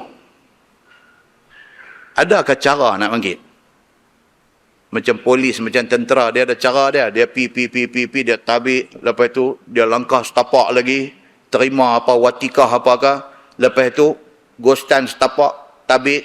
Ghostan lagi 2 tapak. Baru pusing kanan, baru boleh pi. Adakah semayang juga ada macam tu? Bila bagi salam, Assalamualaikum warahmatullahi. Assalamualaikum warahmatullahi. Ada tak ada tu? Nak pi kanan ke, nak pi kiri ke, nak ghostan ke, tak boleh beralih belakang? Ada juga. Pernahkah kita ambil tahu benda ni sebelum ni? Tak tahu. Kita pun tak tahu. Malam ni kalau abang tak ada, punggah habis kita semua. Kan? Saat nanti dia beritahu. Baik. Dan mengambil hujah jumhur dengan bahawasanya Nabi SAW ada memberi salam. Ya. Jumhur kata pendapat Imam Abu Hanifah yang kata tak payah bagi salam itu tidak tepat. Pasal apa? Pasal Nabi SAW tidak pernah habis semayang tidak bagi salam. Kata jumhur. Dan telah sabit di dalam Sahih Al-Bukhari bahawasanya Nabi SAW bersabda, "Sallu kama ra'aitumuni usalli." Maksudnya, semayanglah hampa semua sebagaimana hampa tengok aku semayang. Nabi kata. Maka dengan hadis yang lain ini, kata dia tahrimuha at-takbir wa tahliluha at-taslim. Dia kata, bermula tahrim semayang itu ialah takbir. Bila kita takbir Allahu Akbar, kita haram buat benda-benda yang tadi boleh buat. Contohnya apa? Bercakap. Tak boleh bercakap dah. Contohnya apa? Makan. Tak boleh makan dah. Tak syat sebelum takbiratul ihram boleh makan, boleh minum, boleh bercakap. Tapi bila takbir Allahu Akbar tak boleh dah. Makan, minum, cakap dah tak boleh. Sama dengan orang yang ihram haji, ihram umrah. Bila nawaitul umrah, tak boleh dah nak pakai seluar, nak pakai baju, tak boleh dah. Dia tak boleh pakai pakaian berjahit. Saat lagi, bila dah selesai sa'i, potong rambut, pilah nak pakai seluar trek ke, nak pakai apa, pi. Kita dah tahallul, dah terkeluar daripada pantang larang dia. Dia kata.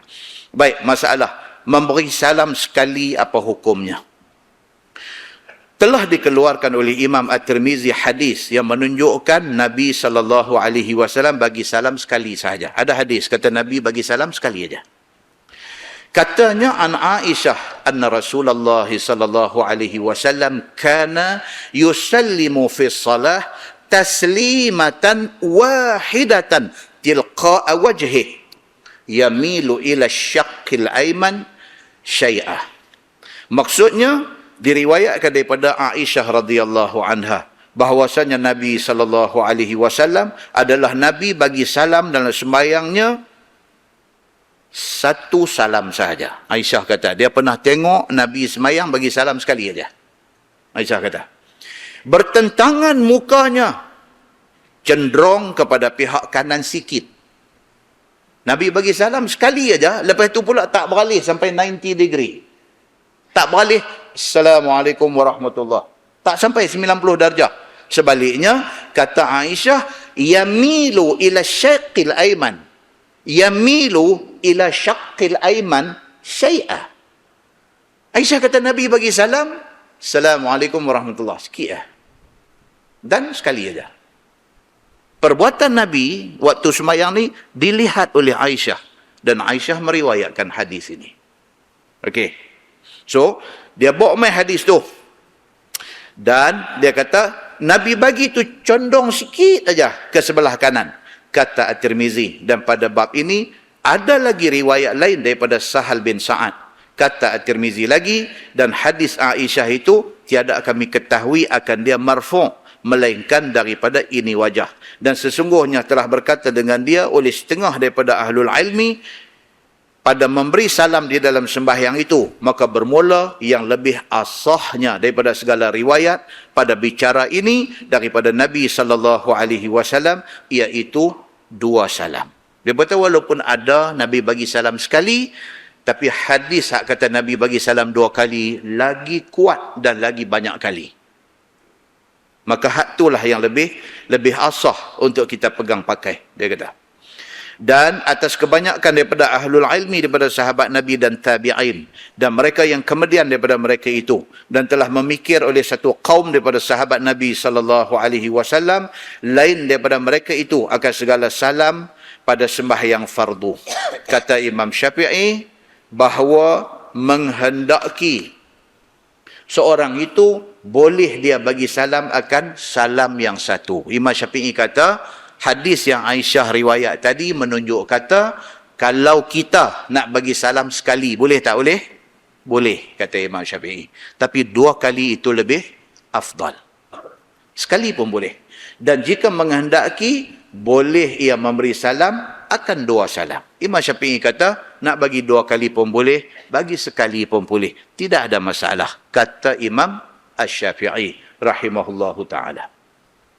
Baik, kemudian tajuk yang last ni, dia kata, tajuk yang last tu dengar sedap sikit. Kan? Dia kata, bab ma jaa anna hadfas salam sunnah. Ini tajuk yang last malam ni. Dia kata, bab insya-Allah. Dia kata, bab yang datang pada menyatakan bahawa bagi salam hendaklah dengan bersegera, dan itu sunnah Nabi. Kita dah habis dah baca bacaan tahiyat. Terus ada buat relax lah. Bagi salam tu ya. Kan? Ada orang dia lagu satu macam yang ambil masa kononnya kosong. Nak baca pun at-tahiyyatul mubarakatus salawatut tayyibatu lillah. Assalamu alayka ayyuhan nabiyyu wa rahmatullahi wa barakatuh. Kalau dia jadi imam naya kita. Sampai dah habis dah baca fil alamin innaka hamidum majid. Tak bagi salam lagi. Aku tunggu. Assalamualaikum. Baguskah dia ni? Itu persoalan dia. Baguskah dia ni? Ni dia main tajuk kat kita. Dia kata apa? Bab ma jaa anna hazfas salam sunnah. Bab dia kata, kalau dah habis dah baca bacaan dalam tahiyat, bagi salam cepat-cepat. Itu sunnah Nabi sallallahu alaihi wasallam. Dia ada banyak benda tuan-tuan yang disuruh kita segera. Dia ada benda yang kita ni disuruh buat bagi cepat. Cuma hadis-hadis dia, ada yang dhaif dan ada hadis yang tidak diketahui sanadnya, tidak diketahui siapa rawi dia. Tapi popular, tuan-tuan boleh cek dan ada wujud benda-benda ni. Di antaranya, dia kata an Ali bin Abi Talib radhiyallahu anhu qal anna Rasulullah sallallahu alaihi wasallam qal ya Ali thalathun la yuakhirha as-salah idza atat wal janazah idza hadarat wal ayyim idza wajadat laha kaf'an atau kama qal. Hadis ni diriwayatkan oleh Imam At-Tirmizi. Tapi hadis ini ulama hadis kata hasan. Pasal apa? Pasal ada sanad yang terputus. Ini cerita ilmu hadis. Maksud dia apa? Ali bin Abi Talib radhiyallahu an. Dia kata satu hari Nabi SAW kata ke dia. Nabi kata dekat Sidina Ali. Nabi kata, ya Ali, wahai Ali, salasun la yuakhirha. Nabi kata dekat Sidina Ali, wahai Ali, ada 3 benda, jangan duk buat ghalib. Ada 3 benda, jangan duk buat lewat. Jangan dilewat-lewatkan. Yang pertama, as-salah iza atat. Semayang bila dah mai waktu dia. Semayang. Pasal apa? Kita tak tahu, takkan lagi 15 minit kita mati. Kita mati dalam keadaan terhutang satu sembahyang. Tak tahu, kita tak tahu tuan. Oh ni kat mana tu yang kat highway satu kereta kena hempap dengan trailer tu. Masya Allah. Inna lillahi wa inna ilaihi raji'un. Kesian. Tak tahu pula tu. Driver trailer pun tak tahu dia pergi hempap kereta. Bomba yang pergi padam api ke apa pun tak tahu. Kata di bawah hempap trailer tu ada satu kereta. Mayat tu ada berapa orang dalam tu. Masa mereka bergerak keluar daripada rumah, mereka pun tak sangka kata keluar daripada rumah itu last. Dan nak mati berapa beranak sekali dalam kereta. Dan kematian tu selepas 3 hari baru tahu. Tu hari dia, tu habuan dia. Kita tak tahu kita bila. Tak tahu. Cikgu sekolah di Lubuk Buntang bangkit hari jadi guru bertugas minggu tu. Assembly pagi, bangkit bercakap kat budak-budak apa-apa semua. Lepas bercakap sakit kepala je. Sakit kepala je. Abang kat kawan dia tolong sakit kepala. Jatuh, collapse, mati. Jadi dengan kerana kematian ni, dia cerita dia tak tahu bila Tuhan nak mati. Hak tak mati, Dr. Aid Al-Qarni di Filipina. Pergi berdakwah di Filipina. Duk naik kereta, orang punya duk ikut di tepi kereta, duk serbu ramai-ramai, nak salam, nak selfie. Dia duk kat kereta, mai duk tepi tingkap ni, lagu duk nak selfie dengan Aid Al-Qarni. Tuan-tuan, dia satu orang scholar, satu orang ulama terbilang. Buku dia La Tahzan. Jangan bersedih ni tuan-tuan, ditranslate ke tak tahu berapa bahasa dalam dunia ni. Dalam bahasa Malaysia pun ada, Indonesia ada, bahasa Inggeris ada, dalam bahasa Tagalog Filipina ada, dan bahasa Jerman ada. Buku dia ni. Dia pergi Filipina, orang seronok dia mai. Dalam pada ramai seronok tu, ada orang pergi tembak dia. Biasalah tuan-tuan. Sayyidina Umar bin Al-Khattab radhiyallahu an, Nabi SAW kata, ini Umar fil jannah. Sayyidina Umar ni sure dah syurga. Orang pergi tikam dia tengah jadi imam sembahyang. Macam mana kita nak jadi satu orang manusia yang semua orang suka kat kita, semua orang kata kita bagus? Mustahil. Orang semulia, sebaik, sehebat Nabi Muhammad SAW, ada orang kafir nak bunuh, ada orang mengucap 2 kalimah syahadah jadi munafik nak bunuh. Selama-lama ada manusia, ada dunia, selama itulah tidak akan ada satu manusia yang 100% orang suka dia. Normal, benda ni normal. Dr. Aid Al-Qarni, tengah 2 orang duk main salam, duk apa? Main. Pang, pang, pang, pang, pang. 6 biji peluru lekat. Panjang umur. Tak mati. Duk ada di ward hospital di Manila. Di Filipina. Rupa-rupanya insiden, kejadian yang menimpa dia tu menjadi satu titik tolak kepada puak-puak Kristian di Filipina bahkan nak masuk Islam. Tuan-tuan pun dapat, mereka viralkan video tu. Beratok tu, luar hospital tu, beratok punya panjang. Nak masuk mai, nak jumpa Dr. Aid Al-Qarni. Asyhadu an la ilaha illallah wa asyhadu anna Muhammadar Rasulullah. Keluar. Orang lain pula nak masuk. Kena duk jaga pula ni. Nak masuk mai, nak mengucap, nak jadi orang Islam. Masuk dengan seluar pendek, masuk dengan subang sebelah, masuk dengan rantai tengkok, masuk dengan apa. Tapi Allah buka hati mereka untuk terima Islam. Pasal apa? Bersebab musababkan kepada kejadian yang menimpa Dr. Aid Al-Qarni. Hak tadi mati, lagu tak sangka. Hak ni pula nampak macam 6 biji peluru kena ni, adat katanya mati. Allah panjangkan umur dia. Apapun, kita tak tahu kita nak mati bila. Jadi jangan sampai kita mati dalam keadaan terhutang dengan Allah Subhanahu wa taala.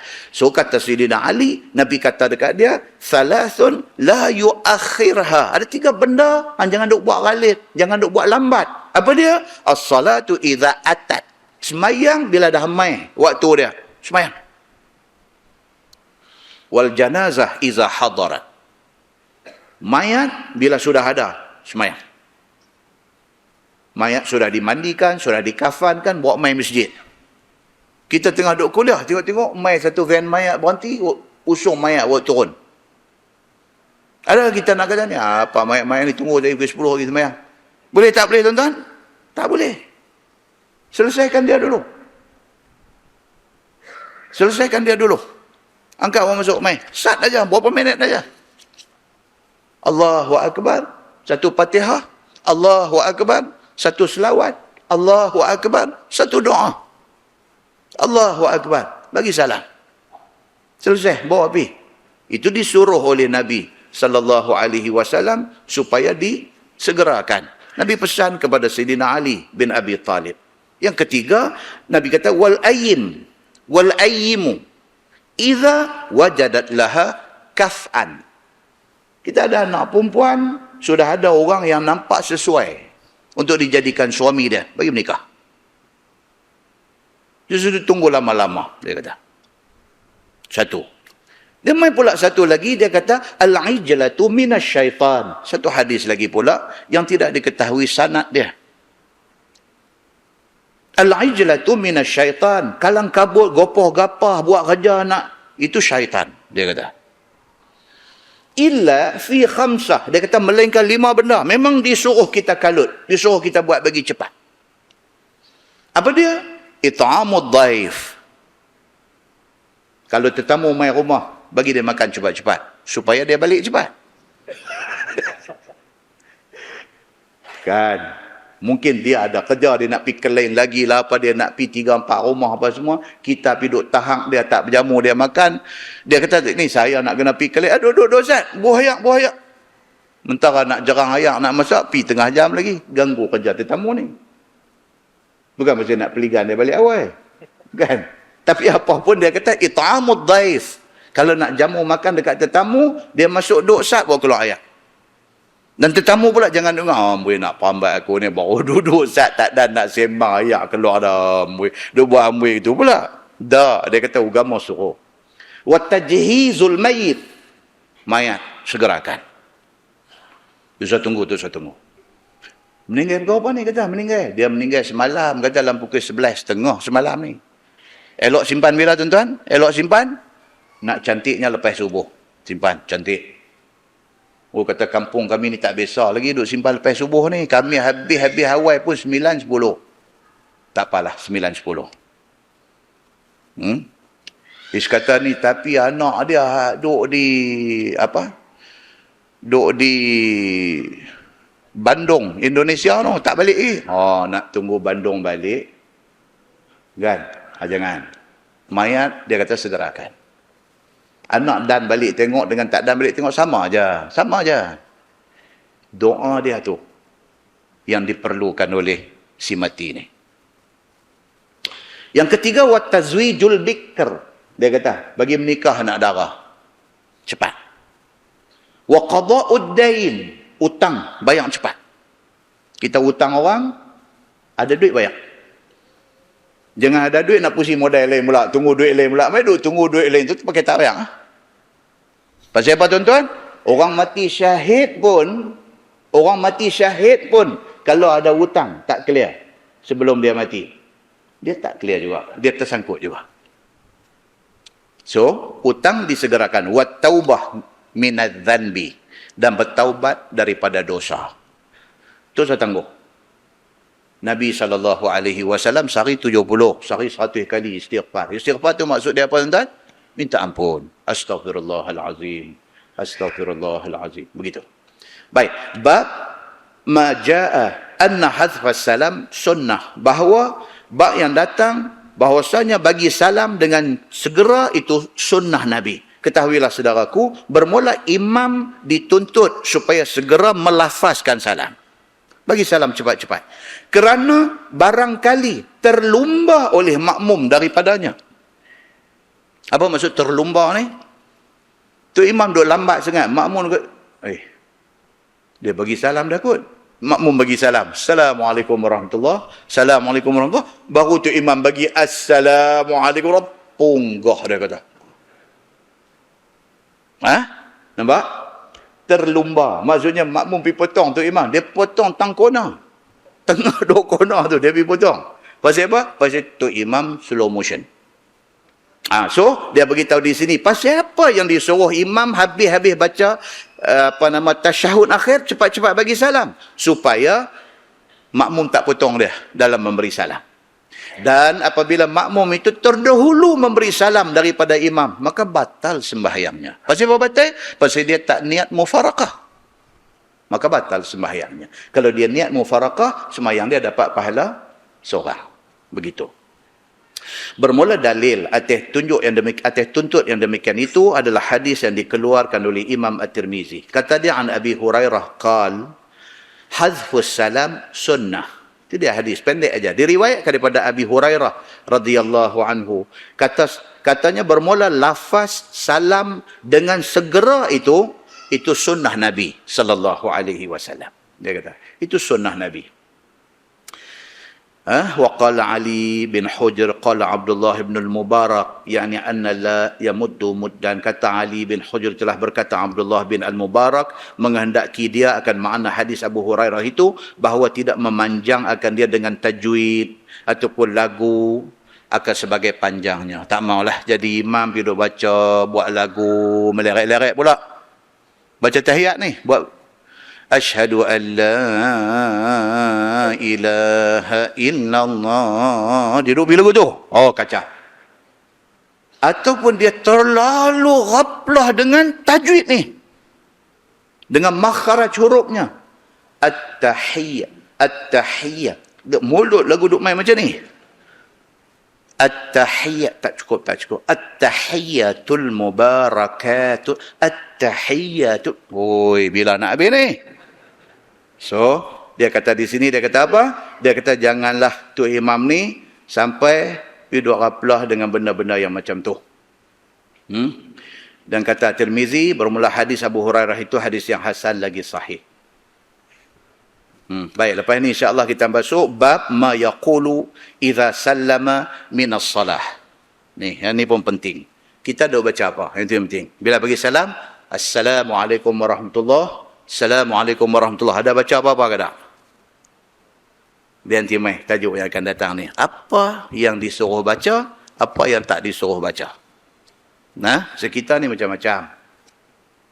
Benda Nabi tak suruh buat, kita duk buat ni pun bukan sikit.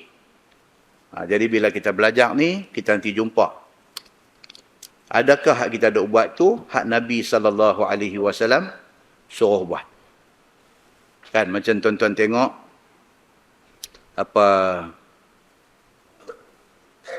bila tu imam baca surah At-Tin kan, alaisallahu bi ahkamil hakimin, bunyilah bala wa ana ala zalika minasyahidin kan.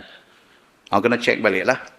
Saya biasa baca kitab, biasa jumpa yang tu kan, biasa jumpa yang tu, tapi kena cek balik dalam hadis ada tak ada. Ada ke tak ada? Kena cek balik. Sebab apa? Sebab sembahyang ni Nabi kata sallu kama raaitumuni usalli. Ataupun sebutan tu tak melibatkan dalam sembahyang. Kalau kita dengar orang baca di luar sembahyang baru kita disuruh sebut. Dalam sembahyang boleh ke tak boleh sebut, dia kena tengok balik, tengok balik. Amalan yang kita buat itu satu bab, tetapi nak tahsinkan, nak elokkan amalan yang kita buat tu kita kena double check, kena check balik. Banyak benda. Kan? Orang duk azan ni. Sehari ni dia punya suara ibu jari masuk dalam mulut. Aku ni punya duk buat. Keluar mulut duk upak biji mata pula. Kan? Ada kawan sebelah lagu duk tengok. Dia kata, Haji duk buat apa tadi tu? Nabi buat ni. Nabi buat. Okey. Kalau Nabi buat mesti adalah hadis. Kena cari hadis apa riwayat, hadis tu sahih ke tak ke. Kalau hadis tu dhaif pun tak apalah, boleh buat amalan. Kalau sampai palsu langsung, macam mana kita pergi duk kata Nabi buat? Sedang, nak kena tengok balik. Lepas doa ni, sapu muka ni, habis sampai hujung tangan ni, sampai ni India punya duk pergi, macam mana satu yoga, pergi sampai hujung jari ni, India punya tepuk belakang pula, pedepuk 3 kali pula kan. Jadi, ada kawan duk tengok. Saya habis semayang, dia pergi, dia kata, Haji kalau ni bagi tahu saya sama. Dia kata, apa dia? Tengok Haji tadi ni India punya duk tarik pergi. Dari ujung jari sampai ujung kaki, tepuk pula 3 kali pinggang ni, dia apa Haji? Ini Nabi buat ni. Nabi juga, itu pun. Dan jadi kita nak kena cek lah, betul kan Nabi buat, mana hadis dia. Tapi kalau dia duk buat, dia kata ni tak ada, ni saya petua itu, ni saya pergi ambil dekat orang tua di Jeneri lo ni, dia kata lagu tu. Ada satu orang tua di Jeneri ni, dia bagi petua, dia suruh buat lagu ni, dia kata bagus untuk apa ke, itu ikut suka Haji lah. Ikut suka Haji lah. Kita tak boleh pergi duduk larang dia, pasal dia tak kata Nabi buat, dia petua, dia ambil daripada orang tua mana tau. Tak apalah. Pasal apa? Yang jadi salahnya apabila kita pergi bubuh ke Nabi, sedangkan Nabi tak buat. Itu yang salah. Tapi kalau petua ni, banyak petua. Saya dulu di Tasik Gelugor, ada satu orang tua, memang dia pun kemas sungguh. Umur dekat 90 lebih, baru dia meninggal. Umur 80 lebih, pergi duduk menebah lagi. Umur 80 lebih ni, duduk pergi menebah lagi. Dia punya duduk hayun. Kita duduk lalu tengok, Haji ni biar betul ni, dia ni. Saya impit dia lah. Kan? Haji, ada petua apa-apa ke? Kata. Petua apa? Kata. Haji umur berapa lah ni? Saya panggil Tok Cik ke dia. Tok Cik umur berapa lah ni? 87 kata. Duk menebah lagi ke? Boleh lah. Dia kata saja keluar peluh. Kasang tu jawab tu. Kasang. Kan? Dia kata boleh lah. Dia kata saja nak keluar peluh. Ada memakai apa-apa ke? Kita kata kan? Ada duk memakai apa? Pakai lagu tu. Lagu orang tengok tu. Lagu duk pakai orang tu lah. Dia tahu. Dah lah. Kalau ada, bagilah share ni. Kami hak lapis-lapis bawah ni nak belajar juga. Dia bagi ya. Dia kata apa? Dia kata masa mandi. Dia kata lah. Yang ni bukan Nabi kata. Dia kata. Kan? Kita mandi pakai kain basah. Dia kata. Kalau kita tak pakai, masalah lah. Kan? Dia kata kita mandi pakai kain basah. Bila dah habis mandi tu, dia kata hak las tu. Juruh hak las tu. Kalau kita tak juruh, kita pakai shower, masalah juga lah. Pasal dia bercakap dalam konteks dia pakai cebok kolah ni. Dia kata hak cebok hak las tu, dia kata cebok tu lepas tu nak buang kain basah tu, niat dia kata dalam hati hang masa duk rongkai kain tu, dia bagi tu kemas tu. Dia kata masa duk rongkai kain tu hang mau pasang satu niat kemas-kemas, dia kata segala penyakit apa hak duk dalam badan pi sekali dengan kain basah ni, rup lepas kain basah, dia kata. Kan? Saya pun okey. Habis tu lah. Tapi dia tak kata Nabi kata. Dia tak kata ni hadis Nabi apa tak. Cuma petua dia. Mungkin dari segi psikologi. Dari segi psikologi. Dia dapat daripada orang tua manakah dulu. Dia buat benda tu. Dari segi psikologi. Dia percaya tu hak dia buat tu. Dia jadi kuat. Mungkin. Yang pentingnya apa dia? Dia tidak berdusta atas nama Nabi sallallahu alaihi wasallam. Petua satu cerita lain. Nothing to do dengan agama. Dia tangguh dengan tasbih kafarah dan suratul asri. Subhanakallahumma. Asyhadu an la ilaha illa anta astaghfiruka wa atubu. Bismillahirrahmanirrahim. Wal 'asr innal insana illa allazina amanu wa 'amilus salihati. Allahumma salli ala Muhammadin fil awwalin wal akhirin wa sallim وسلم رضي الله تبارك وتعالى عن ساداتنا أصحاب سيدنا رسول الله أجمعين. بسم الله الرحمن الرحيم. الحمد لله رب العالمين حمدا يوافي نعمه ويكافئ مزيده. يا ربنا لك الحمد كما ينبغي لجلال وجهك الكريم وعظيم سلطانك.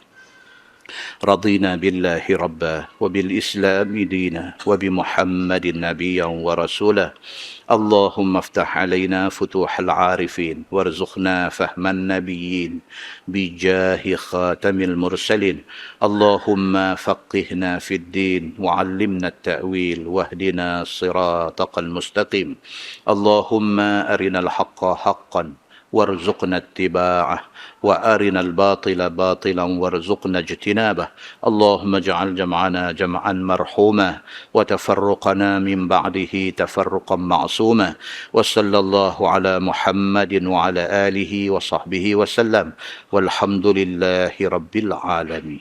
السلام عليكم.